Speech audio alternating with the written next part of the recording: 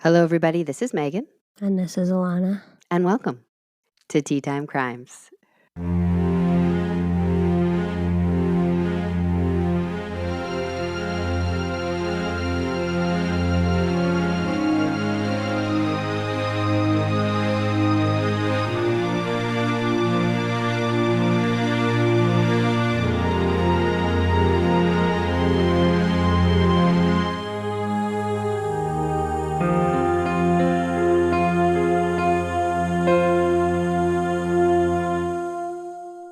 All right. Hello. Welcome back. I hope you enjoyed the two-parter of Winona Green. Yeah, and our faces. Yeah. Yeah. And we've got some video faces out there. Video faces. Video faces. Video faces. I lost my voice for a minute, so we're recording off schedule. I'm back. Yeah, very much lost it. It was nothing. But I was correct that Winona Green was a recommendation from one of our listeners. Yeah. And it was the same person who sent us Isabel Mesmer, and he left a comment on somewhere that said he was like Charlie from Charlie's Angels, which I loved. Sending our missions. I know, sending us our missions. Keep them coming. I like when that happens because then it feels like locally sourced from farm to table kind of vibe. You know what I mean? Table. Here at Tea Time Crimes, we have farm to table, true crime. Yeah, exactly. And I used to watch Charlie's Angels, the original, every summer with my grandma. And I loved it. I think that and Nancy Drew were my first. I think I went to Rose's house once. Intro into true crime. I loved it. There you go. And who's Rose? What are you talking about? Would we call Charlie's Angels true crime? It's a mystery and crime. They're fighting crime. For when you're a 9-year-old, I think that's appropriate. I said it was my gateway into true crime. Wait, who's gateway. Rose? Love that. What are you talking about? One of the angels. I don't think anybody was named Rose. Oh boy. Do you even know what the original Charlie's Angels is? Because Alana absolutely loves the 1990s. Was it 1990s? That is Charlie's that's who I am. The Drew Barrymore one? I mean, she's obsessed with it. She references it a lot. So much that I need to rewatch it. It's a core part of who I am. Which is I don't understand what that even means. But yeah. I'm sweating. Oh. Sorry. I'm just a very warm person. Who did I go to? I went to one of their houses. This is a whole sports thing when I was young. Anyways. Jacqueline Smith. Maybe. Cheryl Ladd. Farrah Fawcett. I just Kate remember Jackson. A lot of tall bushes and a fancy house. Wow. Could have been anywhere. That's what growing up in Santa Monica gets you. You don't know what celebrity's house you're at. All right. Well, do you have any disgusting stories to share with us, or should you jump right into that tea? No more termites, unfortunately. Fortunately. All right. So what do you have for a tea today? Today, I have the Pint. I feel like we're on show and tell now because you never know what will come out of this. The Pint is black tea, gunpowder. What? Gunpowder tea, it's called that because it looks like little pellets. Oh my gosh, this was almost a lion's mane thing again. I thought, why? First off, why have you waited over 100 episodes to pull this out on your true crime podcast? Seems very on brand. What was wrong with you? Oh, it's really funny. Assam melody tea, Ceylon sonata tea, natural cream flavor, and ginger spice. I was ginger spice in our Spice Girls club growing up, by the way. Also part of your core personality, Spice Girls. Yeah. Yeah. I'm a true smack dab millennial. Ay. So I think this is meant to resemble a pint that you would drink. Yeah. Look at that. Yeah. Smells like that cream flavor. I always worry with, natural flavors, how it overpowers the real stuff in it. Do you? Is that a worry that keeps you up at night? Sometimes.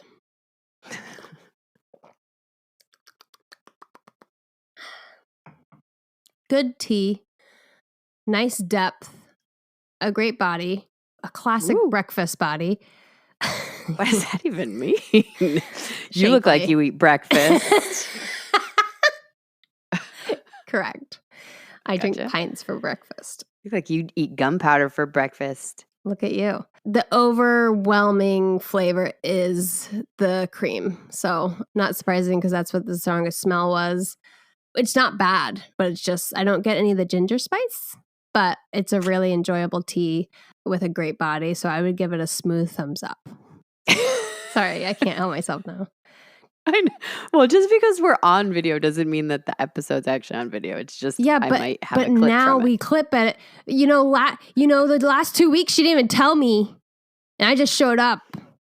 And I now, did tell her. No, someone just forgot. No, she didn't. And now, I'm ready. I have mascara on today. All right, you ready to get into it? Yeah. I have a case today that I don't think anyone's ever heard of. What? I found it just digging in the papers. I mean, maybe digging in the trash. I mean, there is a book about it, so I guess the author one person knows about it. She's heard about it. Well, it is like a compilation of murders in the Midwest. It's called No Place Like Murder, True Crime in the Midwest by Janice Thornton. So it's a chapter in there. So it's not well known. Okay. Right? But Murders in the Midwest. That could be a series. Don't you know? I'm going to talk about... Again, with that accent at the beginning of every single episode. I'm going to talk today about Nora Coleman. Let's go, Nora. Don't worry. The way you feel about every single case I bring is how our true crime listeners feel about this name. Nobody knows it. On the evening of February 6, 1918, Nora Coleman said goodbye to her husband and went to help her 67-year-old mother, Sepharna. The name is never printed the same twice. I'm going to go with Sepharna Gleason with nightly chores. Together, the women went to the barn to finish the milking like they had done 100 times before. As they finished the chore, Mrs. Gleason led the way back to the house.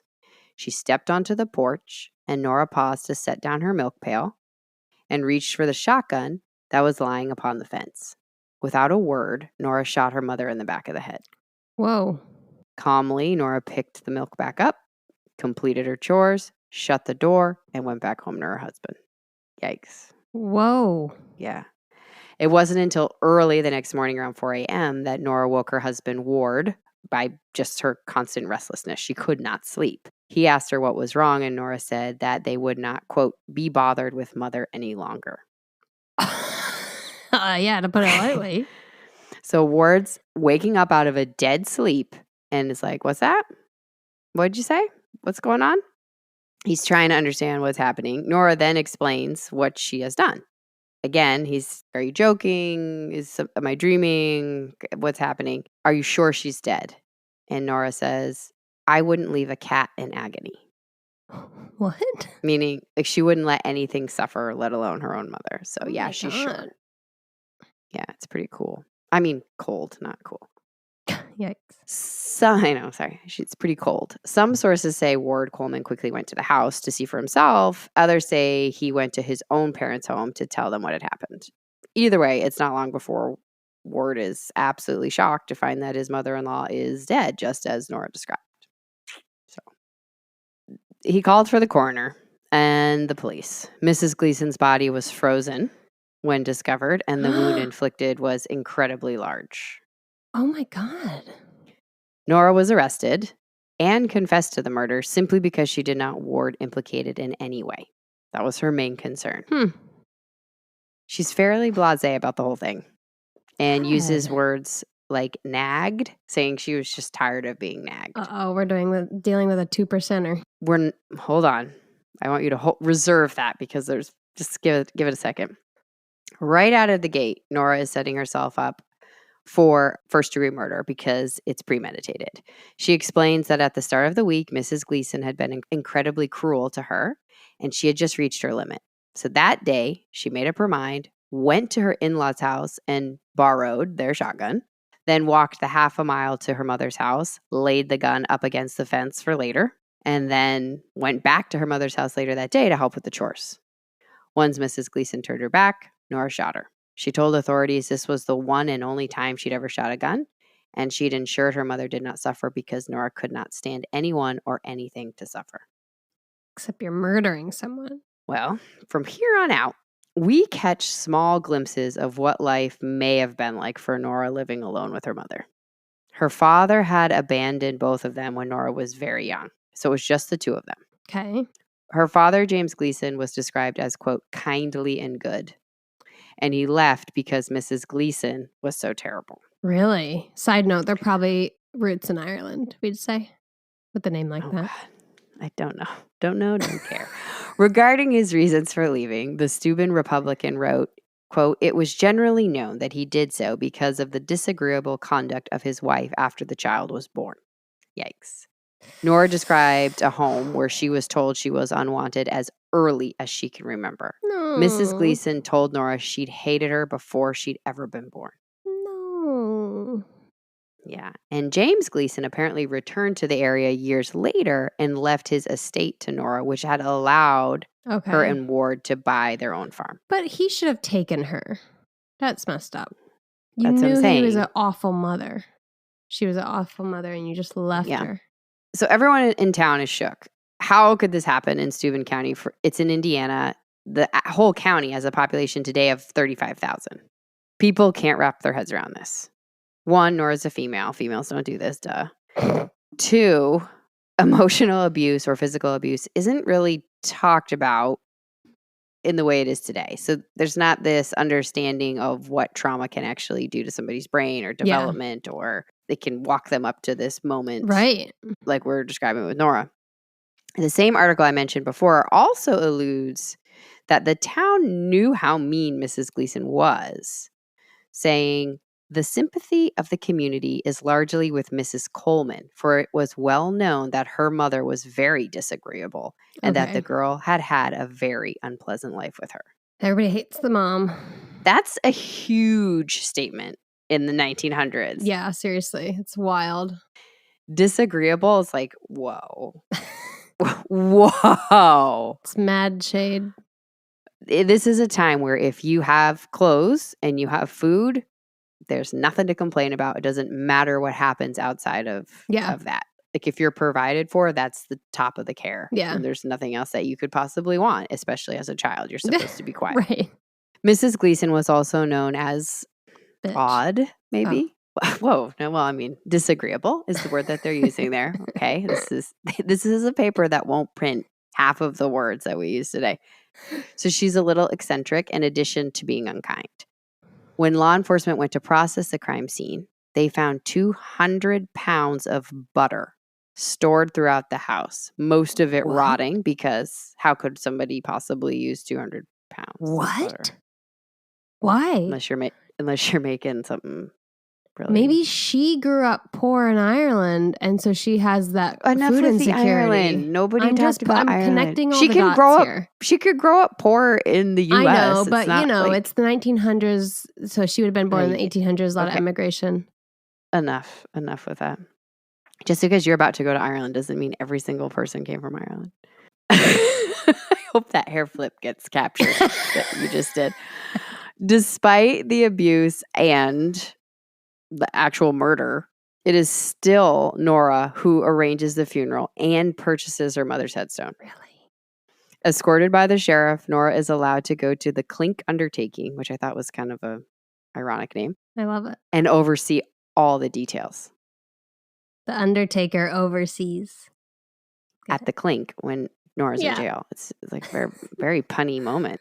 Yeah. Charged with first-degree murder, her lawyers, of course, agree with the public and plan to move forward with the insanity plea. That's what everybody's saying. Like, Nora just must have had a moment of insanity because of all of the bad treatment from her mom. Nora's trial had been set for the 25th of February, but there was a small hiccup in the paperwork and she had to be re-indicted, and meaning she had to they had to reconvene the entire grand jury and do it again because there had been a misspelling of Mrs. Gleason's name. Remember I told you her first name was spelled, I saw it spelled several different ways. That's why I'm just going with Mrs. Gleason. They just spell it different in every place. But it was just an admin oversight, so it all moved along pretty quickly. And the trial What was her name? Sephora? No, Sepharna. That doesn't sound Irish to me. And some people put Sepharnia, some people put Sephanaria. Like it was just a dig into this etymology. You always say that. I have yet to hear any follow-up on one of your dig-ins. Yes? That doesn't mean you. When would I share it? You want me to share etymology with my tea? Yeah, you should have your own segment on Instagram where you Oh my just follow God. up on the episode and like, hey, I would love remember that. how I didn't know? Well, I think everybody would love it. So please feel free to do that. And well, if they're on our Instagram, they love it. I mean, we're not like catering to I was going to say the World Wide Web. Like I just went back in time. Wow, Al Gore. I just fell into a 1990s time warp. Yeah, That was amazing. that was wild. I'm going to go watch Charlie's Pull Angel her reruns out. with my grandma. Excuse me. I need to get my Trapper Keeper for school. Okay, where am I? I have no idea what's happening. Okay, so the trial is starting. The defense still planned to show insanity based on the years of abuse Nora suffered at her mother's hands. But you can see when you're reading the newspapers, if you were, imagine you did. Yeah, I would. The attitude about abuse is not what it is today. It's described as nagging or taunts, which is just too light a word for more than likely what Nora survived. Emotional abuse, probably. Yeah. In their opening arguments, the defense would also introduce that Nora had an intellectual disability, stating she had, quote, the mentality of a 9-year-old, which is another layer to this case. So she's not in the 2%. It's something very different. I'm wondering if you agree with that assessment, knowing this case. It's really hard to say. Yeah, because you're just getting slivers of newspaper and stuff. I think it's probably likely, but it's really hard to say because there aren't like diagnostic evaluations that they share, but we'll get into it a little more and then you tell me what you think. So there's a lot of public interest in this case. This is a woman people have known all of their lives, and I bet you there's a little bit of guilt because they've all kind of been mean to her or they've ignored her or they've let her live like that. And I bet you they all feel a little guilty. And so there's a lot of support for Nora in this moment. Okay. By the 25th, the jury of 12 men was selected. 10 were farmers, 1 was a merchant, and the other 1 was a teacher. By Tuesday, the 26th, Nora's trial really kicks off. And her husband, Ward, is by her side for a very long time, as well as longtime friend Mrs. Lowry. And interestingly enough, Nora's aunt, Mrs. Kenyon, traveled from Ohio to support Nora. This is Mrs. Gleason's sister, and she's supporting Nora. That's wild. Yeah. Everybody knows she's just a wretch, the mom. Yeah. Now, like always, the court is pretty interested in what Nora wore to the start of the trial. Unfortunately, a typo in the Steuben Republican said she wore a heavy plush cat and soft cap, which I had to read like 4 times. I'm like, I'm sorry, what happened? I want to wear a cat. Pretty sure they meant coat, although I would have loved if she had a cat wrapped around Sometimes I do that her. with Tezzy. I put him around my shoulders. And right? Yeah. Just she's like, I would never harm a cat, and I wore one today as a shawl to show you guys that. But anyway, I assume they meant coat, and she wore that over her blue dress. That makes more sense. Okay. The DA pretty much sums up what Nora had already told everybody. She was not shy about it. There's no doubt she did it. Yeah. The only aspect they are attempting to prove here is the premeditation. Okay. Claiming that the motive was to inherit the farm because Mrs. Gleason dies, everything would go to Nora. But she has her own farm. You know what I mean? Yeah. And the dad deeded everything to her. Well, Mrs. Gleason owns the farm she's on, but he left her his estate, which she then bought her own farm with her husband. Okay. Nora went to her in-laws' house, retrieved the gun, placed it in a spot on her mother's fence. That's the big smoking gun for premeditation. They're like, she literally hid the gun and was like, I'll be back later to milk the cow. In my opinion, they also try to create some sympathy for Mrs. Gleason because she's a very unsympathetic victim to the entire town by describing the intensity of her wounds because it was a shotgun to the back of the head. Yeah, that's going to be a big mess. Yeah. Mr. Carlin, Nora's lawyer, worked to create sympathy for Nora and to paint a picture of Mrs. Gleason, which is, he focused on a lot of the hoarding. We know about the butter, but you can imagine there were other things. It's not like the house was spotless and there was just 200 pounds of butter hanging from the walls. Oh, I don't want to be in that house. I hate stuff like that. It really makes me anxious. I know. This is what I was most excited about when reading it. In the basement, which is full of stagnant water, What? Rotten meat was No. discovered, estimated to have been there for years. No. The house was also filled to the brim with just things. Oh, The beds were covered in packages. It's almost Amazon delivery gone wrong. Amazon is what I was thinking. It's like Amazon came to the farm. But there were also odd items that were preserved. For instance, an old newspaper was folded to create a container that held one small rock. I don't know what's going on with that rock. The pet rock, perhaps.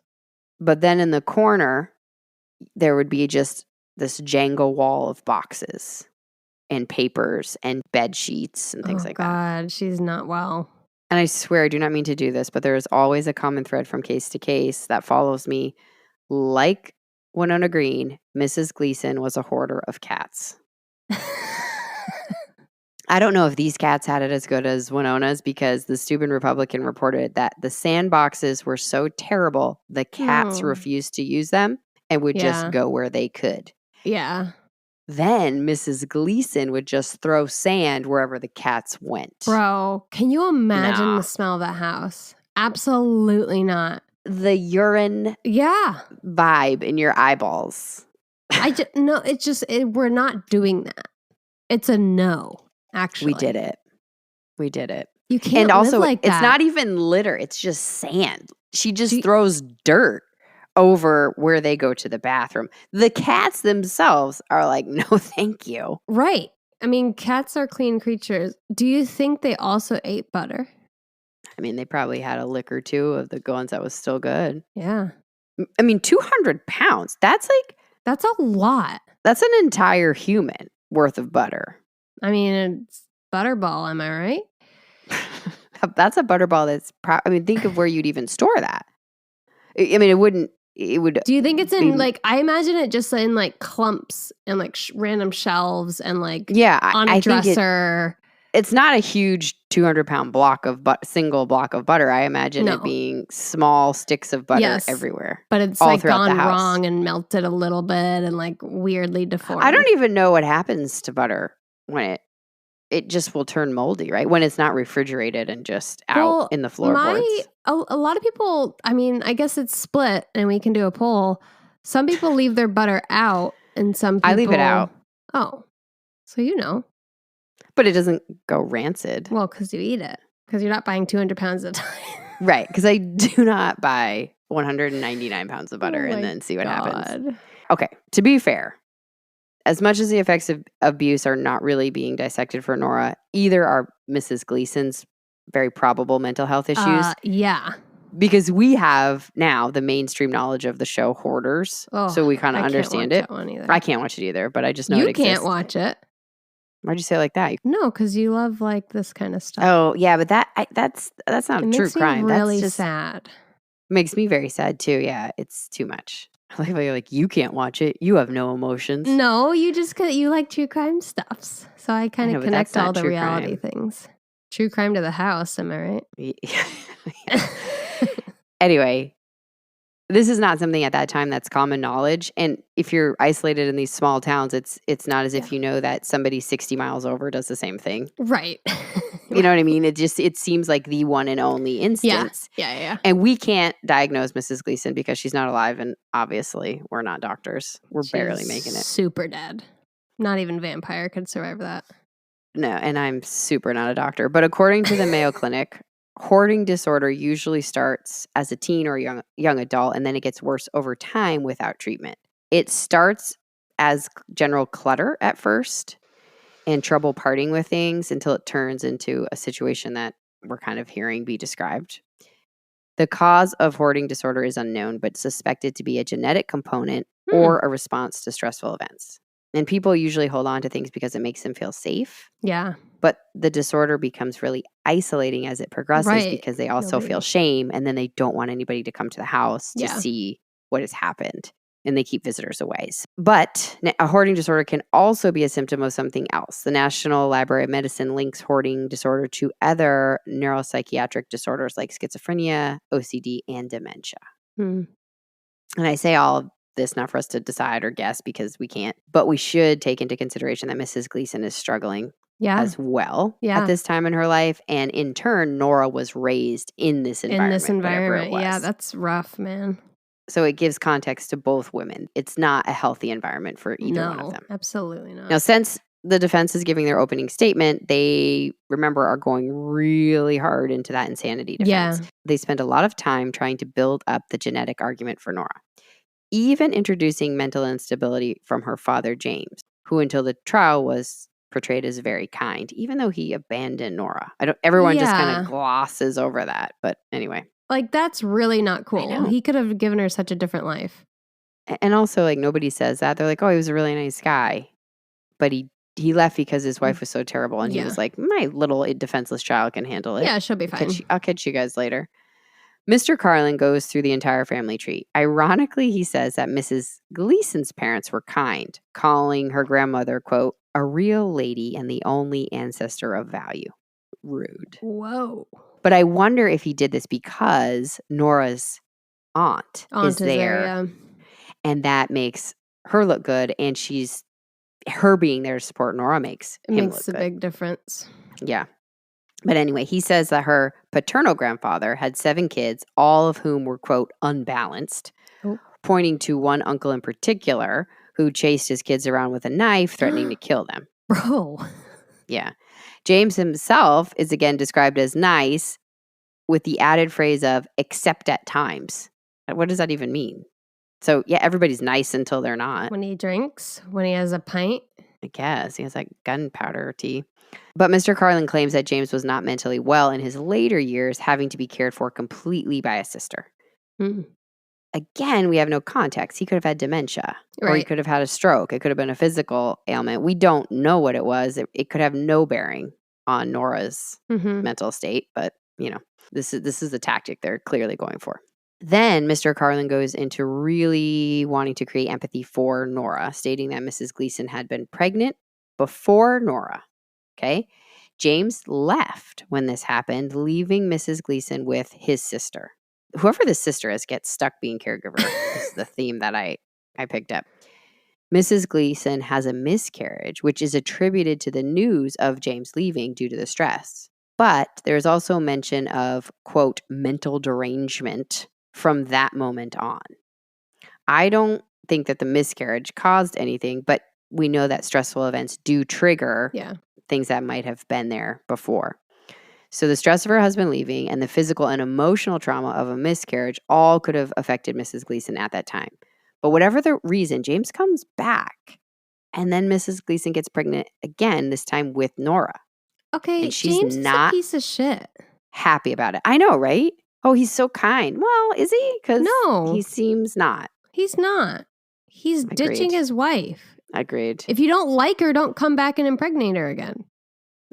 Yes, don't say that word, but yeah. No penetration. So she was not happy. Nope, get out. She's not happy to be pregnant again. And from the start is very vocal about her dislike and feelings about becoming a mother. When Nora was born, nothing changed. Mrs. Gleason refused to even feed her. Excuse me? It was Nora's grandmother, so probably the only ancestor of value, who took care of her when Mrs. Gleason refused. Oh, man. And again, I wonder, is postpartum depression what is happening here? She's getting pregnant so quickly after a miscarriage. And nobody's going to treat that. There's so many psychological questions that just aren't going to be asked in.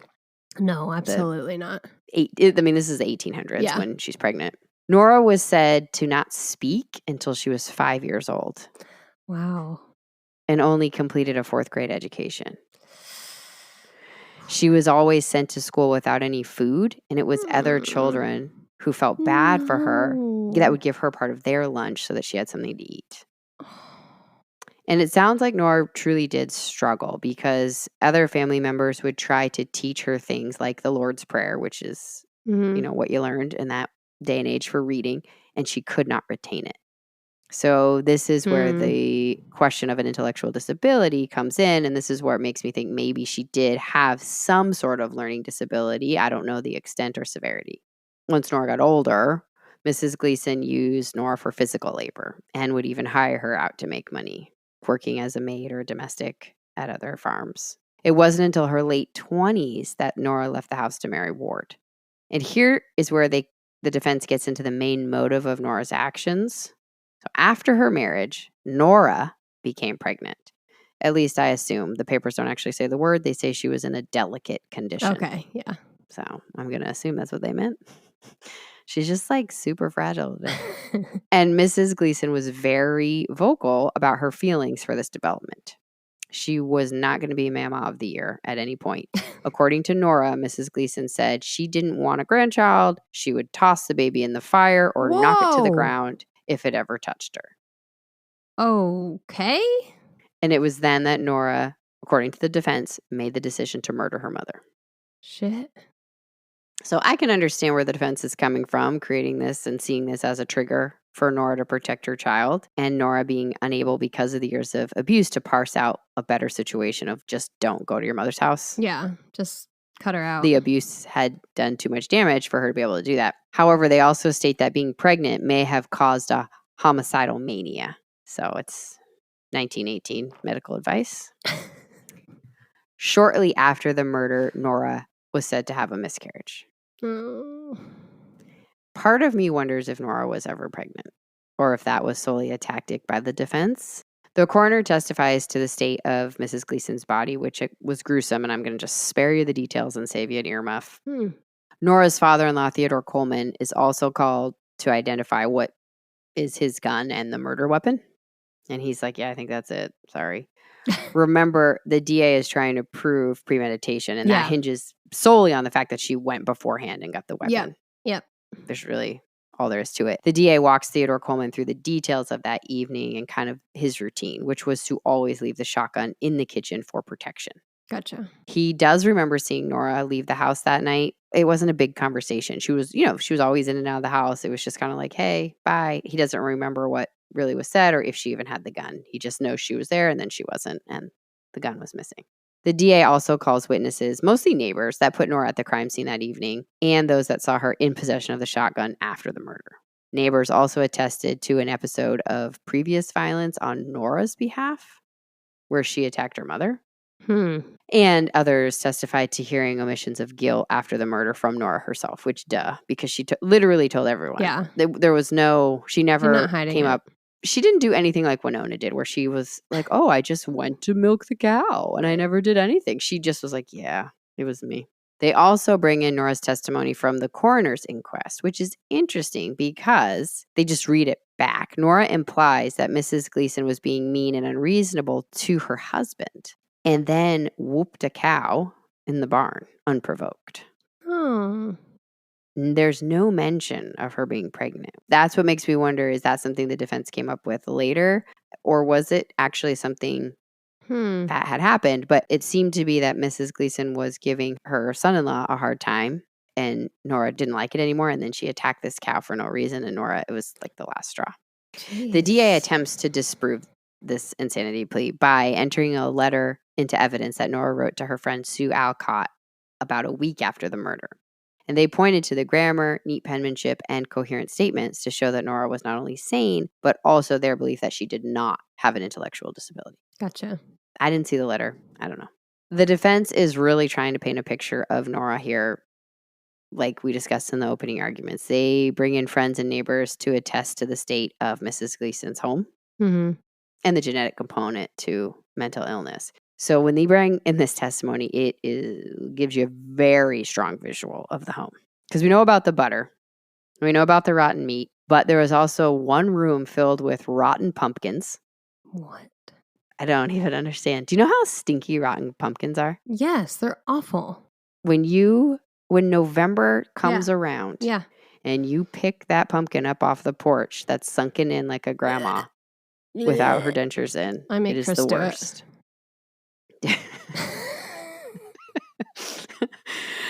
Anyway, and like, why do you have so many pumpkins in? And I don't know. Doesn't matter. They're under the bed. Under the bed is a pile of cat sand, like a cat chamber pot. There's mold all over the kitchen. No, I can't do it. And the other bedroom, so this is the one without the bedroom litter box. is full of new things, new items. Okay. The family's pastor, Reverend Hornaday, testified to his experience with Mrs. Gleason. She'd hired him about 3 years prior to the murder to fix fences around the farm. So for 2 months, the Reverend and his son worked off and on at the farm. I'm not sure the state of the house at that time. I imagine it progressed and got worse. I can't imagine just 3 years prior it was spick and span. He would eat meals there occasionally. Oh, no. Run away. Don't eat there. They're never out of butter. That's for sure. Or mold.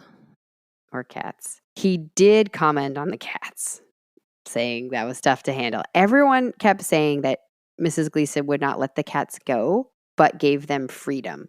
So I don't know what that means. Are they Does that indoor, mean outdoor? that made me think maybe they're indoor, but they could go to the bathroom wherever they wanted. Let them out.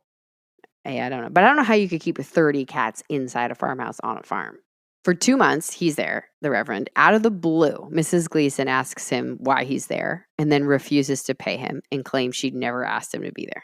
That might be a tactic not to pay, but the Reverend said she'd forgotten who she was on 2 previous occasions. Wow. Which makes me wonder about dementia or something else, right? That's just out of nowhere. She turned to him and said, "Why are you here?" Yeah, that's not great. Right? The hoarding is being paired with things like dementia. So maybe Yeah. there's some of that going on.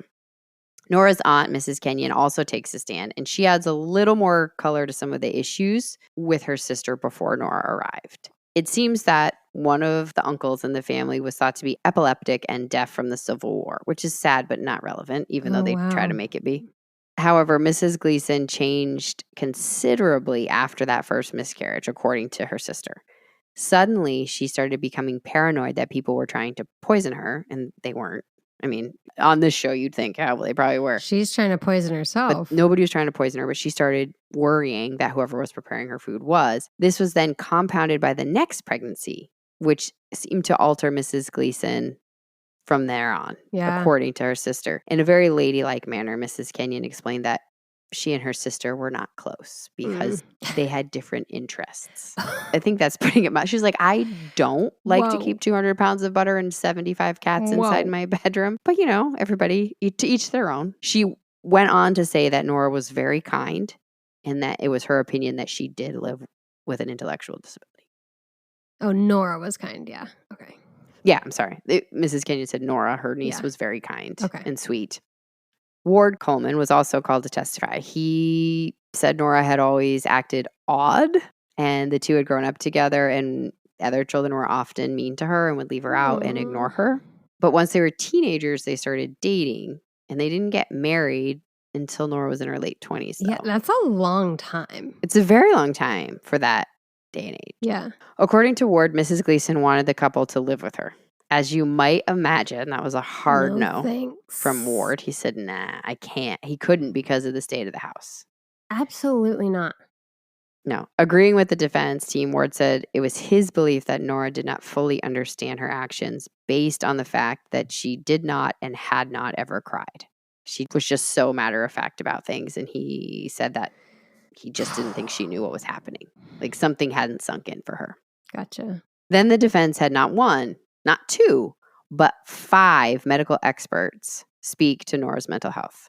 Dr. Wood, Dr. Creek, Dr. Ritter, Dr. Sutherland, and Dr. Wood again. A second Dr. Wood, not the same one. He went to the front of the line and came back. Throughout their testimony, much of the story we have already heard was looked at just under the lens of an expert of the time. The verbal abuse, the isolation, the emotional trauma. However, the Angola Herald also reported the following, quote, that since developing into the state of womanhood, she had always suffered from female trouble. Suffers at time from female headaches, has dizzy spells, is often drowsy and sleepy, goes to sleep in her chair and doing work at which she can't sit down, has been constipated for many years. So it's wild that they'll report that. I know, right? But they're not going to say pregnant, but I have to read constipated. I prefer to read pregnant, to be honest with you. Sounds like she has migraines. Yeah, so does she have narcolepsy? Or is there some other kind of disorder that would have been present if it had been treated if it had the ability to be treated at that time, maybe she would have had a very different life. I don't know. It's very confusing. But this is also a time where, ready? Nora also had low blood pressure, which is a clear indicator of insanity, according to these experts. So, I don't know what's going on. I have low blood pressure, so watch out. Again, what are we saying right now that is like low blood pressure equals insanity? What is it? I always wonder. Anyway, all 5 ruled that Nora Coleman was not sane at the time the murder was committed. Wow. That was their professional opinion. So for 2 hours, the jurors deliberated before delivering a verdict of not guilty. Wow. But Nora did not get to return home. Because she was not guilty by reason of insanity, Yeah. the judge ordered her back to jail until she could be transferred to an asylum. Oh, God, and asylums back then. On March 12th, she was moved to the East Haven Hospital for the Criminally Insane at Richmond. 6 years later, in the spring of 1924, nearly 1,000 people in town, which is probably most of the town, created a petition to have Nora released from the asylum. Wow. In addition to community support, the staff at East Haven Hospital fully was behind Nora's release. They agreed with the defense team that she did have an intellectual disability. They stated her mental age more at 12 than I think they'd said 9 before. Anyway, they said they'd cured Nora's insanity. That's not how that works. The superintendent stated Nora had several domestic responsibilities at the hospital. She helped with other patients. She had never, not even once, been violent with them. The staff said Nora was better off than parts of the general population that was outside of the hospital. Wow. And in their opinion, Nora was completely capable of handling the chores of a farm, and that would be a better environment than the asylum. So why did it take 6 years, though, for them to be like, and the town to be like, oh, we should let her out? Seems like a weird, long amount of time. Well, you want to give it some time to observe her and see. I know, but like maybe 2 years? That's a long time. That's like, I'm actually surprised that Ward was the one driving this. That's a long time for Ward. Yeah. To stand by his wife. Some of the doctors from Nora's original trial also re-examined her and concurred with the hospital staff that Nora was of sound mind and no longer a threat to society. And like I said, Ward stood by his wife, agreeing with the staff that Nora was better. And Nora spoke for the first time, expressing remorse, saying, the Garrett Clipper quoted her as saying, "It was dreadful. I'm dreadful sorry. I could not realize it at first, but I do now." Wow. Yeah. She explained further that at the time of the trial, she was just unable to fully comprehend what had happened. Yeah. Which makes sense. You're kind of numb. Right. You're in shock. Yeah. Despite all of these positive testimonies, the judge ruled against Nora's release. And she was sent back to the hospital. She spent several more years there until her final release in 1929, making her time behind those walls 11 years. Again, Ward was the one who asked for his wife's release, and the neighbors supported him. I'd like to say that Nora and Ward lived a peaceful life, but just months after her release, a gun in their house went missing. Suddenly, the town that had been in favor of her release and supported her and signed the petition swung the other way and demanded Nora be locked up. Just because the gun's missing? Because their gun is missing. Sheriff, I don't know if his last name is Foyk or Folk, because the ink was faded on the newspaper. Either way, it seems like an amazing name. The Angola Herald gave further context. Sorry, I forgot. Just stop talking about Sheriff. He arrested her. Is what I meant. I was so obsessed with his name. Like Sheriff Foyk? Folk? He arrested her. She's in jail. The Angola Herald gave further context by saying Nora was having trouble adjusting to life back at the farm. I mean, sure. And this was from Ward and the neighbors, that she had been depressed. Morose is the word that they're using. They're not saying depressed. Really? And she'd been threatening to self-harm. Oh, no.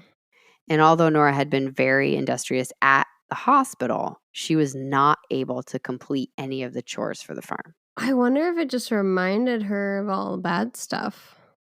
Yeah, this is a tough one because I can see, number one, it's logical to worry about a missing gun if someone has been saying they're going to self-harm. That makes sense. You should be worried. Two, it seems there's a very big goal here to get Nora back to working on the farm. I don't know how much time was given to her, how much help or support she got in transitioning, that's a huge transition for anybody. Yeah. I mean, from psych wards, from prisons, like there needs to be a transition period of reintegrating and back into society. I don't know if the asylum was terrible. I don't know if they were nice to her. I don't know if she liked it. I don't know if she hated it. It's hard to tell. Like, it sounds like it was kind of like it wasn't awful, but like as they usually are. But I know. It's Who hard knows? to know. But I'm willing to bet it was different, right? Ward's probably not shutting the lights off at 9 o'clock and locking her in her room and then, you know what I mean? And then letting her out in the morning and giving her. Yeah, there's so many things that are different. And it's like, yeah, you need that transition period. Like, I feel like today, I mean, there's probably not enough resources today, but there's something. Something, yeah. But she had spent 11 years in that environment. And yeah, to expect her to just within the first 6 months be like, I'm milking the cows and I'm feeding the chickens and everything's good. I think that's unreasonable. But while in jail, right, Nora's in jail, she's awaiting her fate and most likely the return to the hospital. Her lawyer, Dudley Gleason, which makes me wonder if it's a family member, because Gleason was her mom's last name, is the only one who believed Nora when she said she did not take the gun.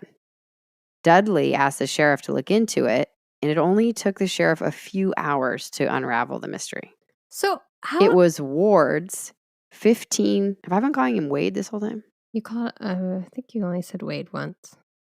Oh, well, that's not going to work. When did I say Wade? I don't remember. Well, we're going to figure that out. I'll just say Ward a bunch of times. Ward. It was Ward's. Ward. It was Ward's 15-year-old nephew who had taken the gun, and when no one said anything, he decided to sell it. So you're just arresting her with no evidence? Nora had nothing to do with it. She was released and returned home after 5 days in jail. Assholes. It's got to mess with your head a bit. Yeah. Having the entire town turn just on you that quickly. And I think Ward did too. But this is hard for me because Ward might have also been, do you know what I mean? He might have been trying to keep her safe. I know. I can't get a good beat on him because I don't know like if he's just like the most supportive husband ever or what. I also think maybe the Coleman should not be allowed to have a gun. That should have been one of the conditions of her release was, she can come back, but that gun, or only that Ward has access to that gun and it's locked up pretty tight, not just out and about. The story doesn't stop there for Nora because in 1932, she divorced Ward. What? Stating the reason as cruel treatment. But there's absolutely no details. So I don't know if this is one of those things where, a divorce in 1932 is unusual. So there's, there's really only a couple options that allow it. And maybe she just picked one. Or if he was actually treating her cruelly. I have no idea. Oh, man. Originally, she had the farm. But eventually she sold it back to Ward. And then she lived out the rest of her days on her mother's farm. Ugh.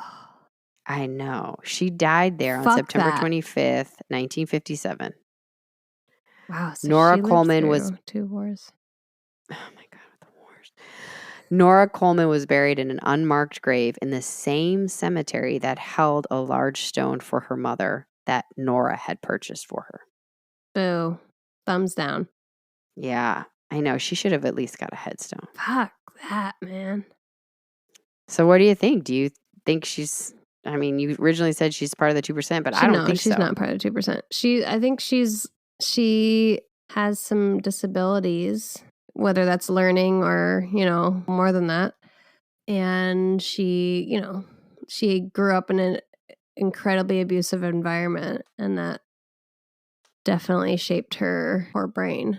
Yeah. In addition to whatever genetic issues that she got from her mom. Yeah, I just think there's so many things compounding on one another. She definitely had some sort of disability that had no sympathy, empathy, or treatment. No.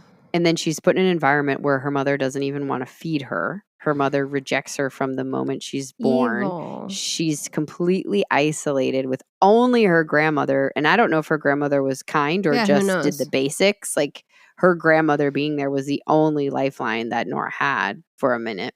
I didn't have a chance.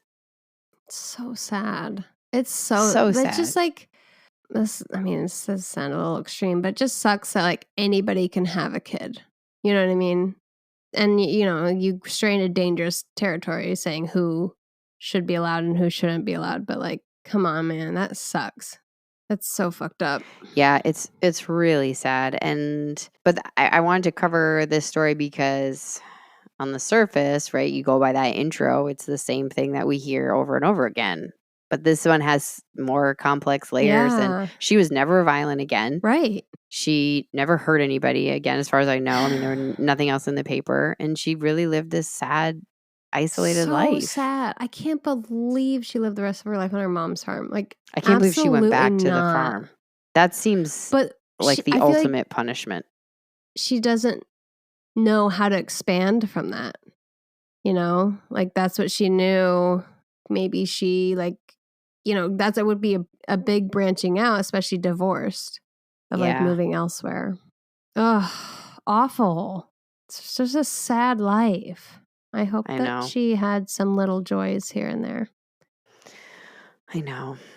Like, maybe she really liked porridge with brown sugar, or like a cow.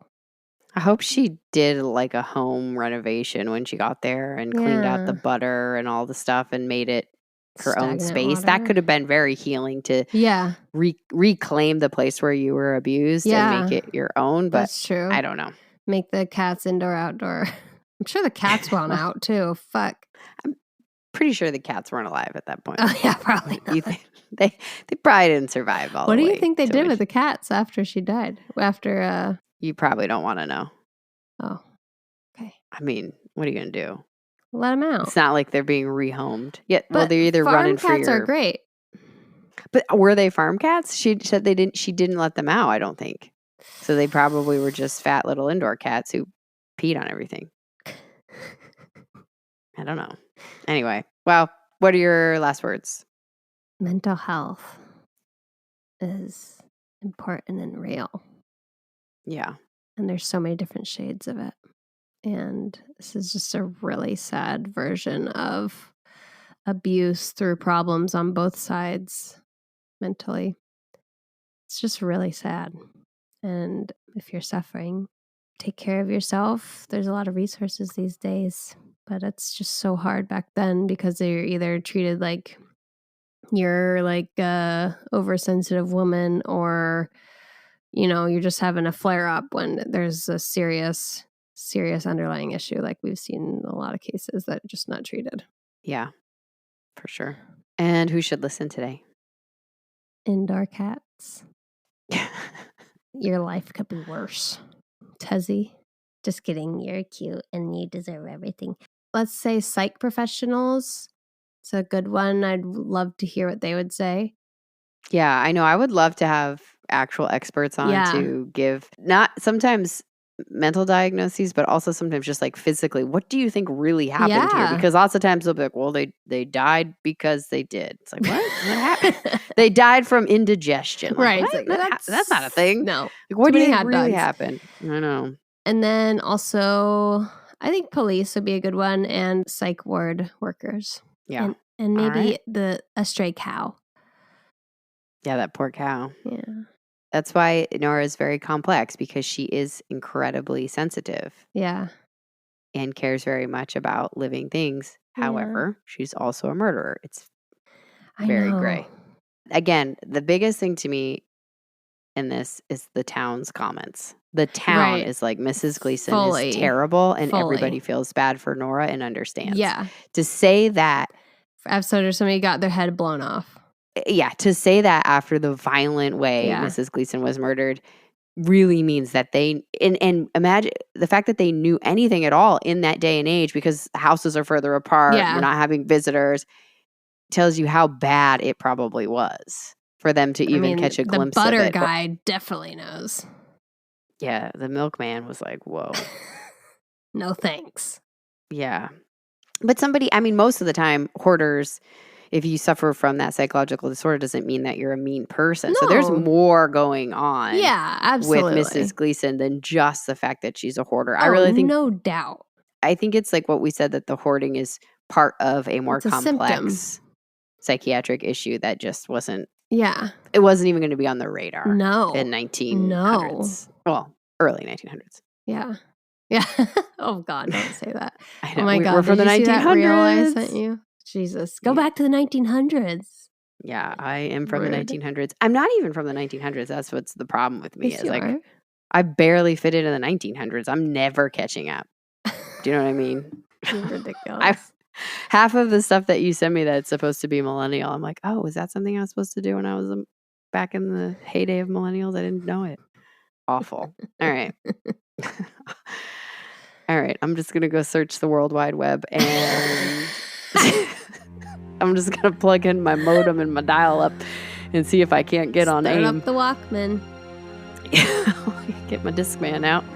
Listen to some cassette tapes. All right.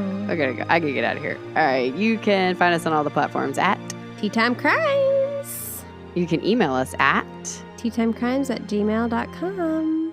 rate, review, like, subscribe, send us recommendations for teas and crimes. Keep those recommendations coming, Charlie. And thank you so much for listening. Bye-bye. Goodbye.